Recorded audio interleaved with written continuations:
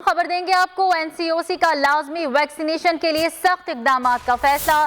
Corona की 5वीं लहर ओमिक्रॉन तेजी से फैल रही है। एनसीओसी के मुताबिक 3 रोज में कराची की मस्बत शरह 2 से 6% तक पहुंच गई। वफाकी वजीर असद उमर की जेर सदारत एनसीओसी का इजलास हुआ। वबा की बदलती सूरत हाल, कौमी वैक्सीनेशन मुहिम और बीमारी के फैलाव का जायजा लिया गया।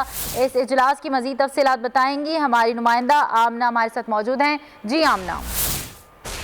जी बिल्कुल, एनसीओसी का अहम इजलास हुआ है। इजलास में वबाई मर्ज के चार्ट के अदाद शुमार, कौमी वैक्सीनेशन की हिकमत अमली और मुल्क भर में बीमारी के पर जो है तबादला ख्याल किया गया है। एनसीओसी का इजलास में जो है वफाकी वजीर असद उमर, वफाकी वजीर बड़े मनसूबाबंदी और खसूसी इकदाम का भी जायजा लिया। इसके अलावा नेशनल कोऑर्डिनेटर जो है मेरे मुजफ्फर इकबाल, वो इस इजलास में जो है आज उन्होंने इसकी सदारत की।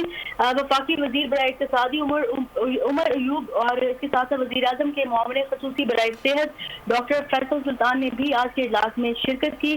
फोरम ने वैक्सीनेशन के लाजमी निज़ाम के हवाले से सख्त इकदाम करने पर एनसीओसी ने बीमारी के फैलाव का भी जायजा लिया। कोविड की पांचवी लहर ओमिक्रॉन तेज रफ्तारी से फैल रही है, ये बताया गया आज की ब्रीफिंग में।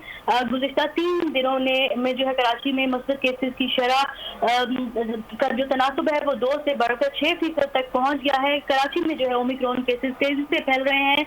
इस हवाले से खसूसी तौर पर ब्रीफ किया गया। ओमिक्रॉन केसेस तेजी से फैल रहे हैं। बहुत शुक्रिया, आमना अली अपडेट कर रही थी। सब्सक्राइब करें और बेल दबाएं ताकि कोई खबर रह न जाए।